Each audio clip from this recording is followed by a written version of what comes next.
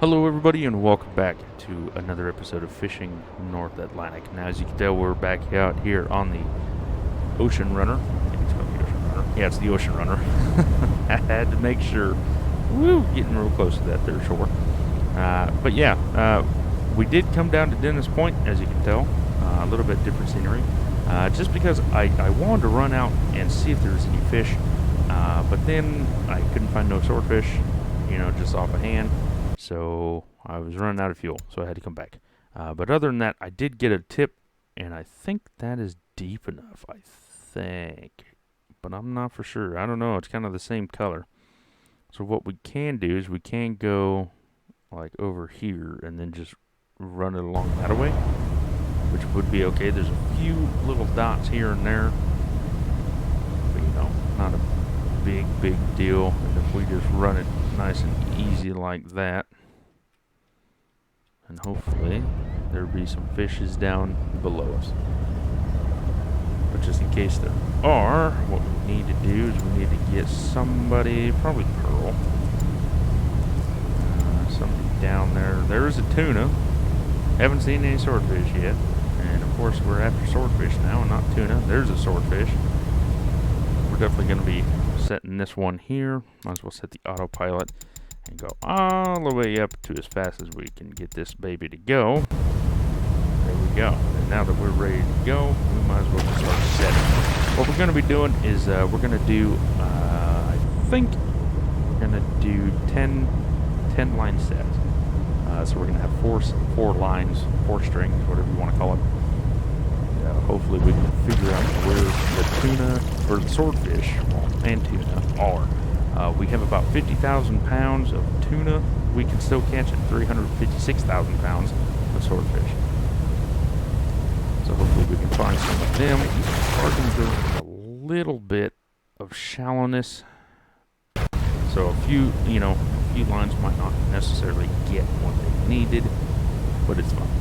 We'll just have to learn to live with it, right? And what we'll do is, because there is tuna around, we'll just have to go around to see what we can find. I mean, it might not be the best, but also when you fast time or pass time to about a week or something like that, it takes a while for all the fish to respawn and regenerate and everything else. So, keeping that in mind. Also have to make sure I painted all the lines right. It took a little bit of time, honestly, because I had to sell the lines because I didn't want to go through them all and unbait them all. So I just sold them and bought new ones. As you can tell, that's why my money's not 10 million; it's 9.8 million. Because you don't get as much money back from lines as with the thing. 107 yards deep now, but we are just south of where them swordfish were, or was. So we'll definitely see. We got 8 lines there, and 2 more, and I guess we'll try to figure out where the hell we're going to go after this. There we go. We got 1 more to go.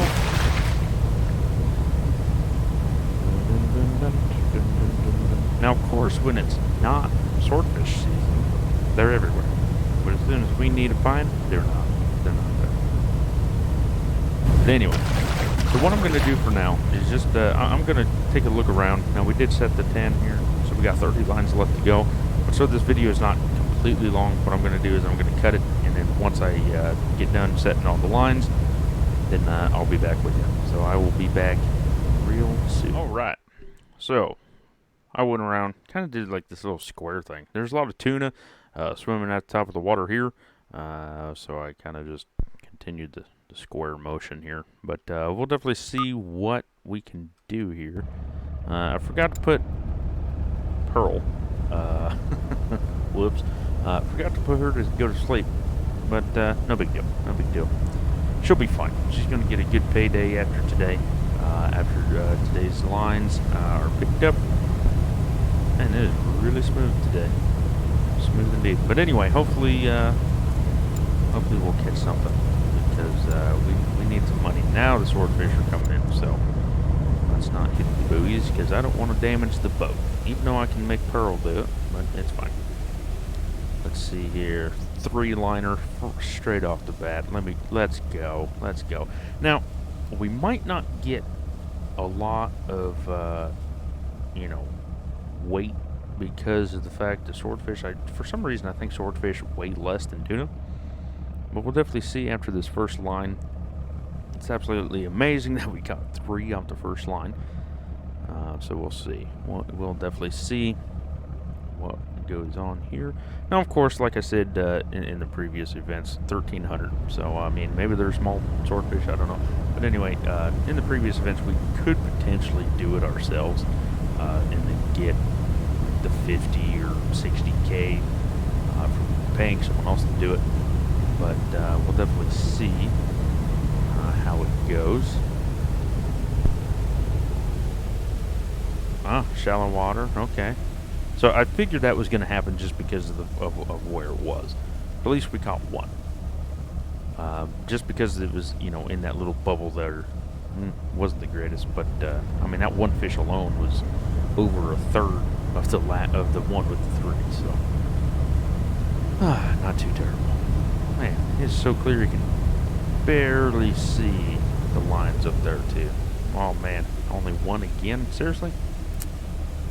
Man, I had good hopes. The first line, for some reason in this game, the first line makes you think it's super good, and then you get to the second one, third one, fourth one, and it just goes down from there. It's like, oh, great.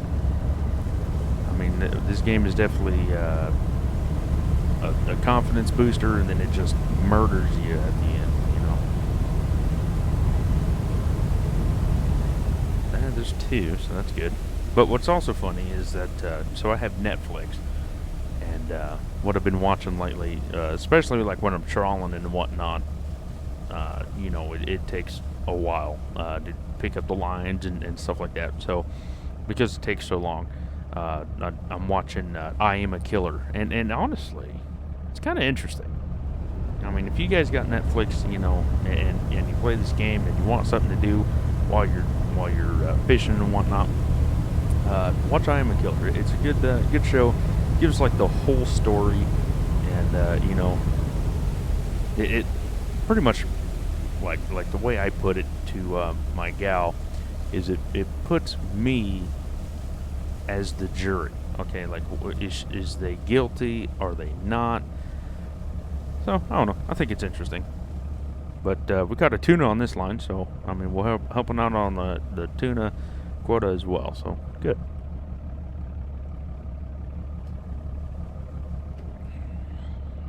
How much we catch on this one? 1,900 pounds.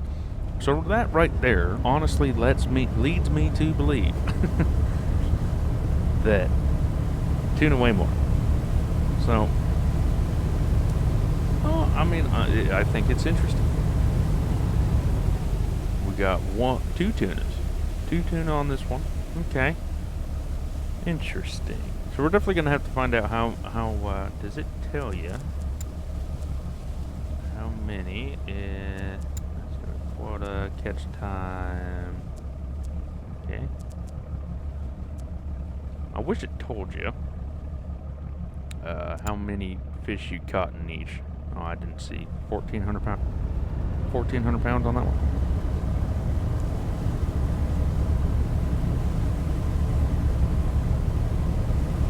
I mean, that's not bad either. We got 6,000 pounds and 6 lines. So hopefully we can beat the shallow water again. Okay. So the next one will probably be shallow water again.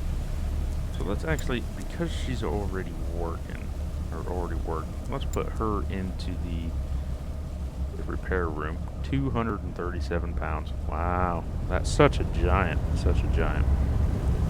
But we'll put Pearl there to fix the boat. Because I guess I hit something or did something. I don't know what it did. But who knows? Anything could have happened. There's another 3-liner. So I mean, tuna. We only had like 3 or 4 episodes that we went out and got all the fish. I mean, and then all of a sudden, tuna might be a little bit, or swordfish might be a little bit longer than tuna. But we'll definitely see. We got still 6,000 pounds. And we got 3 lines left to go. Let's see how big this one's gonna be. 1,400 pounds. So we need 2,000 or 1,800 pounds in the next 2 lines. I mean, hopefully we can get another $1 million off of this, so we can just pay off the loan. I mean, because we already know how to catch the fish out in the trawler, so that's not a big deal. But if we can get how many? Oh, we need 3 million, so it'll be a little bit, but we can pay off that $1 million one. Ah, we also paid off the loan, or not the loan. We paid the monthly payment, and the $12 million one is like $400,000 a month. But you know, we've been real lucky in catching all the fish out here. So, oh, I guess I can turn on my sonar here. Got 2 tuna. I don't know why tuna's on my mind. Got 2 swordfish on that go around. So let's see here. And we just set autopilot, and then it'll start going on its own. Maybe. Well, yeah, today is December 13th. It is a Sunday, and let me tell you what, we didn't even get 10,000 pounds. That is hurtful right there. But yeah, it is December 13th. Hopefully y'all are having a good Sunday. Hopefully. I've been taking COVID tests left and right. Every Tuesdays I had to be taking them. And I came back negative every time. I mean, it's just getting redundant, ridiculous. I mean, it just needs to go away. I mean, completely honest, it just needs to go away, so you know we can go back to our normal lives and do whatever the hell we wanted to do or want to do again. Oh, and let me know in the comments below, what do you think about the whole vaccine thing? You know, when you watch this, you know, I'll have to remember what the hell you're talking about, because this video will go up Tuesday, so that's 2 days I have to remember. But let me know in the comments below what you guys think about the vaccine thing. So if you have the option to take the vaccine, are you going to take it, or are you gonna, you know, pass it up? Oh, 2,300 pounds, that was a big one. But yeah, let me know in the comments below, because honestly, I'm actually quite curious, because where I work, I may have to take, just because, you know, like almost forced to take it to keep my job. So because of that, you know, if you were put under that those circumstances, would you take the vaccine or what? I don't know. I'm kind of curious, honestly, because a lot of people at my work, they're you know, debating whether or not they want to or not. You know, and a lot of them already said no. So you know, I just want to give it to a broader range of people and see what y'all would do. I mean, honestly, at this point in time, I always said I would let the first wave of people take it and see what happens to them. I mean, because, like, to be brutally honest, we've been having the flu vaccine for 70 some odd years, and it's like 50% effective or whatever, and you know, you still have a major chance of getting it. So why would I want this COVID thing? If it's as bad as what they say it is, why would I want to put it, you know, in the body? Now, of course, your body can fight it off, and you won't have to worry about it, but I don't know, I'm curious. So with that being said, let me know in the comments below, and then that's all I'm going to bring up with it, because I'm done with it. But anyway, gee whiz, Christmas is right around the corner, and I think today, the 13th, so the Sunday, I think today is the first day of Hanukkah. I think. I'm not for sure. I'm going to have to check my calendar here, because I don't do the whole calendar thing, or the whole Hanukkah thing. But let's see here. What day is it? Oh, that's my bill. That's my other bill. Oh, who knows? Who knows? It could have been a while ago. Oh, Hanukkah was the 11th. I thought it was the 13th. Well, anyway, if you do Hanukkah, happy Hanukkah. Kwanzaa is coming up here real soon. I think it's after Christmas. But anyway, besides the point, happy Kwanzaa, happy holidays, happy holidays, and of course, happy holidays when if I forget to even say it. So hopefully everybody has a good holiday. Hopefully, honestly, if you didn't spend time with your family, hopefully you go out and spend time with your family. Of course, where I'm from, here in Oregon, they try to, send you to jail if you have more than 6 people in a house. It's just, it's all weird. It's all hunky-dory weird. So, anyway, so that's the point. We're at 18,000 pounds so far. So this line is absolutely, killing it. It's doing real good. So, and also, swordfish and tuna, you make a ton of money off of it because you don't have to gut it. You don't have to do anything with it. You just go out, set 40 lines, turn around, wait 18 hours, pick them up, turn around. I mean, honestly, the longest part to this is picking up the lines. That's it. But anyways. Oh my goodness, trying to stretch, man, trying to stretch. And like always, I want to bring this up as well. Let me know what kind of games you want to watch. I do have a few games on the horizon that are not out yet. And that is coming about the first quarter of January, or the first quarter of the year, I'm taking a look at. And, one of them is Among Trees. And I don't really know what it's about. It's like a survival game. But let me know, what kind of games are you guys even into? Because I know, like, the simulation games, we could, I do have ATS out there, but it didn't really do well. So what would you like to watch? Long Dark, I posted a few Long Darks and stuff like that, and it didn't do well either, which is fine. Like I said,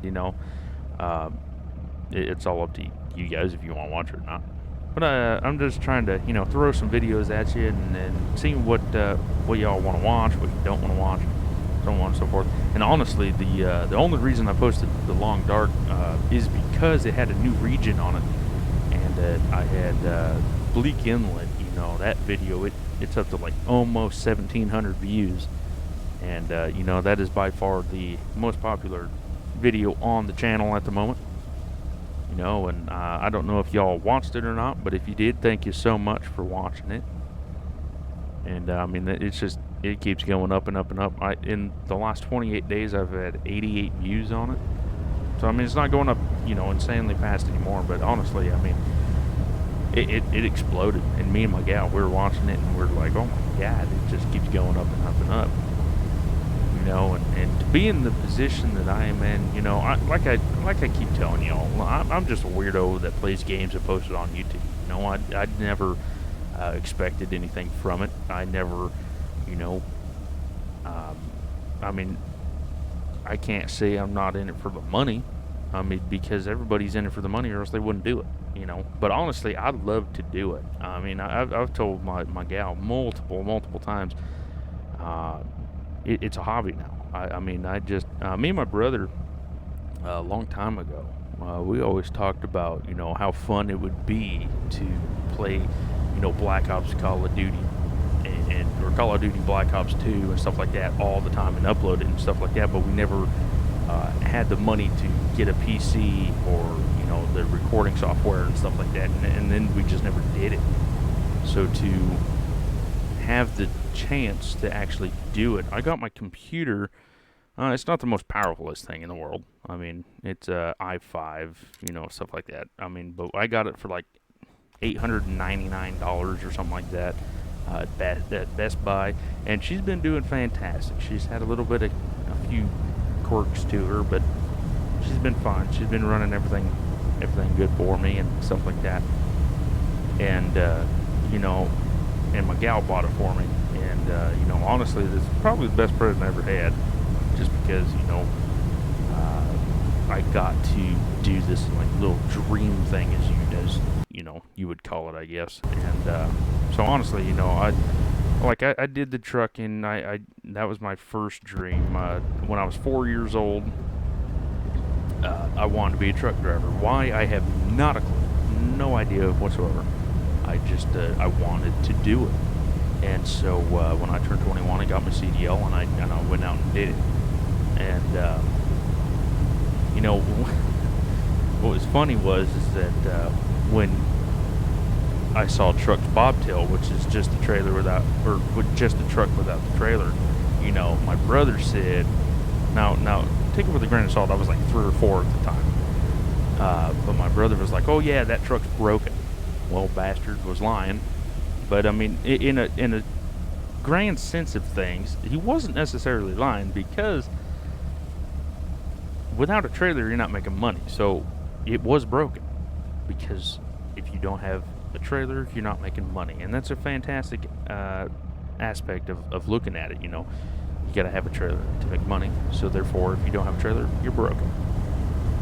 But I mean, yeah, that story stuck with me a long time. You know, and my mom and dad and everybody else brings it up all the time. Oh, remember when you said this? And it's like, no, I don't remember that, because it was freaking 20 years ago. Literally. Next month, on the 10th, I will be 24 years old. I mean, not like it's a grand achievement or whatever, but getting old, you know, getting up there, getting gray hairs already. Not really. I mean, I probably got a few up there, because, you know, I've been through a lot of stress in my life. Driving a truck, you know, honestly, if you guys were looking into getting a CDL, it is probably one of the most stressfulest things you'll ever do in your life. I mean, but that's, you know, besides being a doctor and shit like that, you know, honestly, I mean, that's just pretty stressful. But I mean, the way that I am putting the stressfulness into effect is that, you know, you have all the weather, so the snow, ice, sleet, hail, all that. Then you have the bright lights in the dark, and you have the roads that aren't great, you know, bumpier and shit. Now, here in Oregon, we're absolutely privileged to have the smoothest roads that I've ever driven on. You know, if you drive 50 miles and you hit like 10 bumps, that's, oh my God, why is this road so bumpy? But then when you go out to, say, California or Colorado is the absolute worst. I mean, Colorado and California happen to be the worst. Like, you know, you're hitting a bump every 5 seconds, if that. You know, like 2 seconds. You know, it's just ridiculous. And you know, so thank God the trucks have air ride. Let me tell you what, because you would just be bouncing all over the cab all the time. And so yeah, Oregon, very privileged. I mean, but other than that, you know, Oregon, we do get snow on the eastern side of things, but not really on the western. So like on the I-5 corridor, we don't get much snow. And my company drove out of Salem, so I drove up and down I-5 all the freaking time.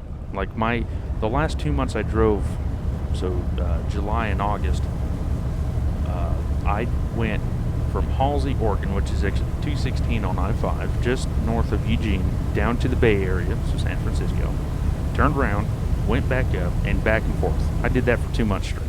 519 miles every day. And, you know, well, actually every other day, just because of the fact that you had to unload and reload and stuff like that. And I don't know why that boat's going in reverse.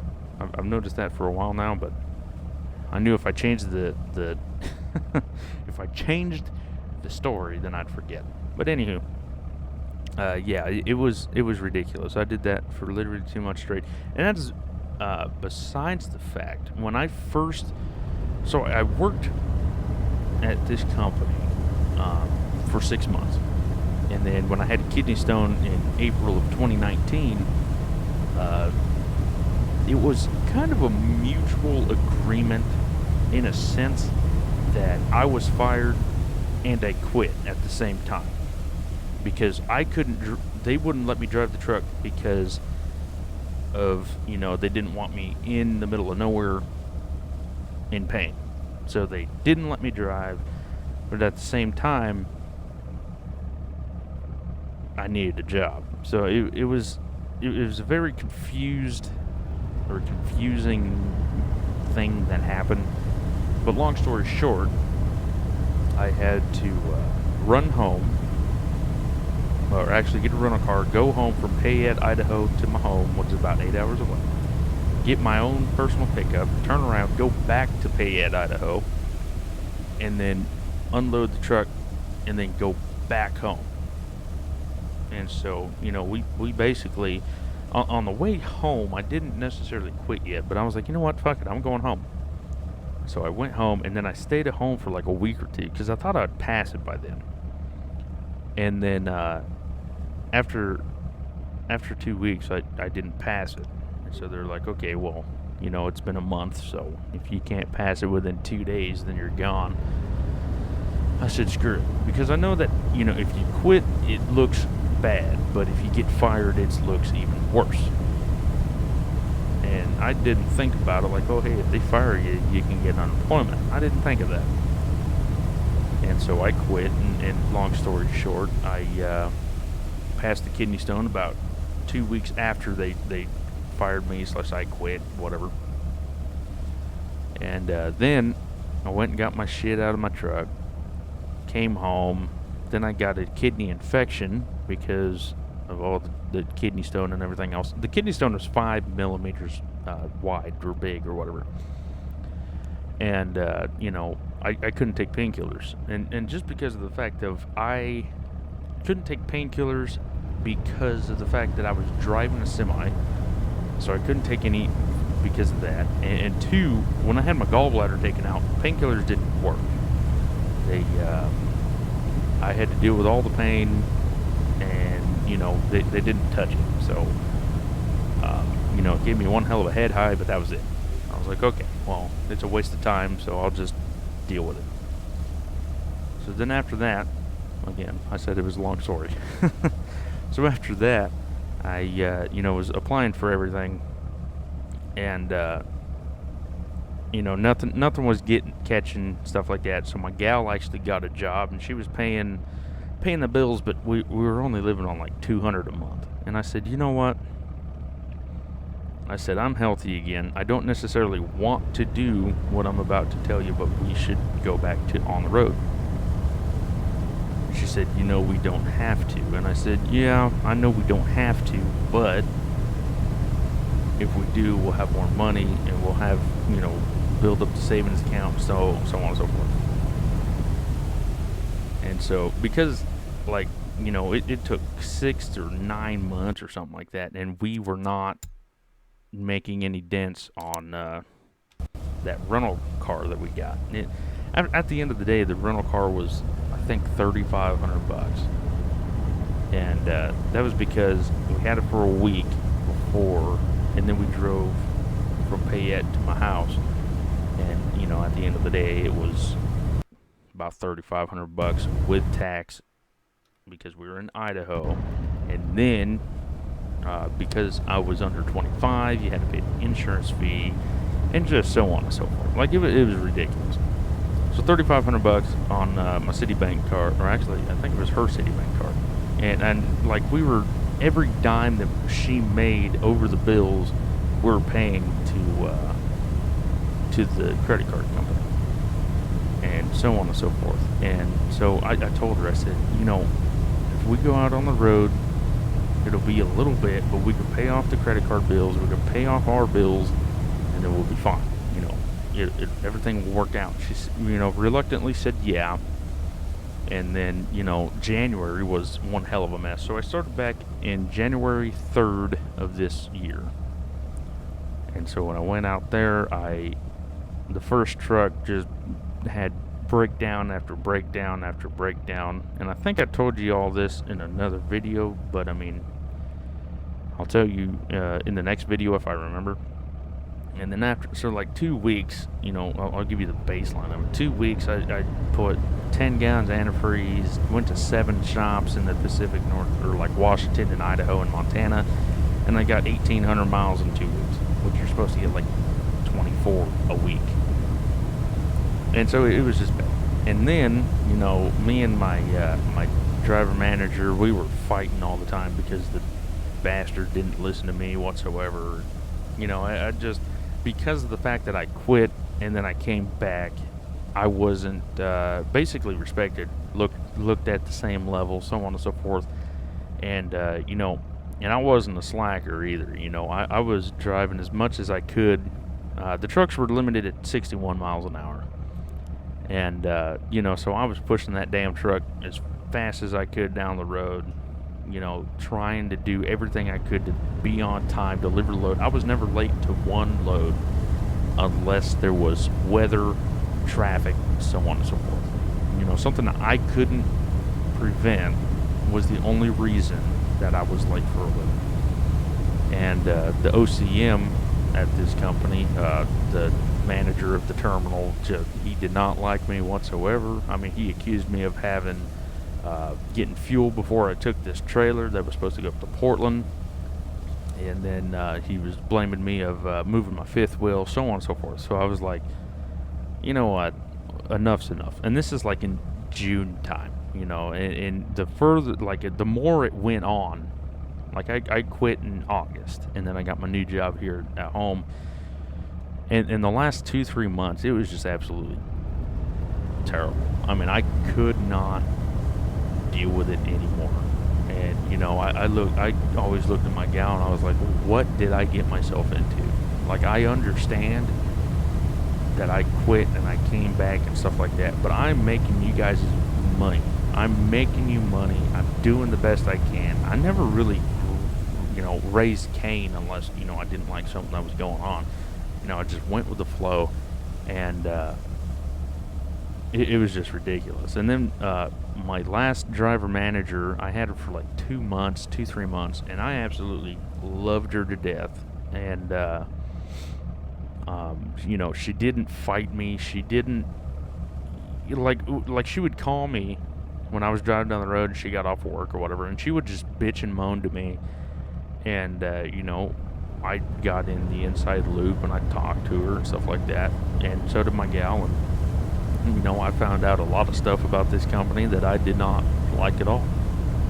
And a little bit of the information is that she was half Mexican and half Apache, Native American. And like it sounded from me, or it sounded to me, that it was literally racism. It was because she was a different color and whatnot. Like, oh well, we don't like you, da da da da da. And then it was literally like they were pushing her out the door as well. And I told her flat out, I said, if you get fired, I'm leaving too. And we basically made a pact in August.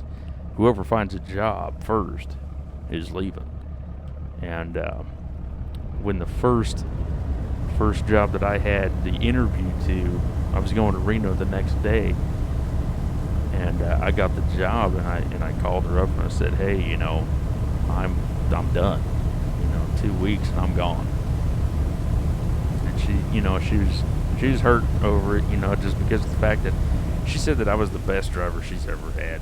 She wasn't a DM for very long, but she was like, you when she was making everybody try to get up and work, she was telling me to go to bed.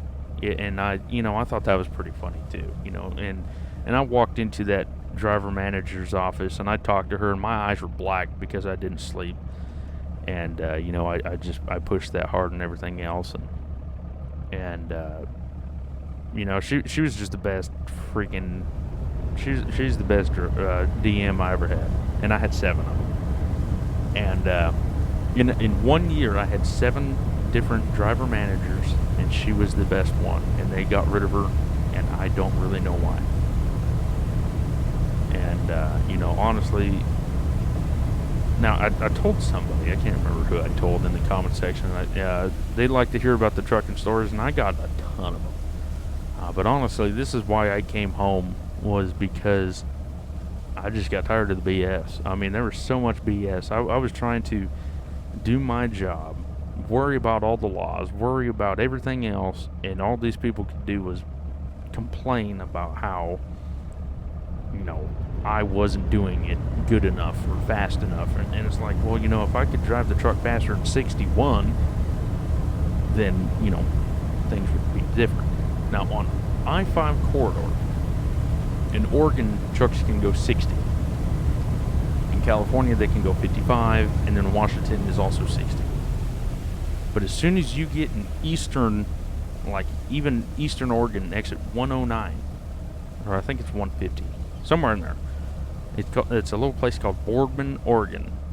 As soon as you hit there, it's 65 and up, everywhere. Idaho, 70, Wyoming, 80, Nevada, 80, so on and so forth. And so we were going anywhere from 10 to 20 miles an hour under the speed limit all the time. And, no matter where you live, if you've seen a truck going this slow, you will know exactly what company I'm talking about, because it's literally the slowest flippin' ass company on the road.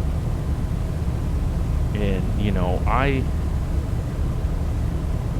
I try not to complain about my employers just because, it doesn't look great on me. But honestly, what they put me through, what they put, my driver manager through and stuff like that, it's just, there's no reason for it. We're all there to make money. We're all there to, survive.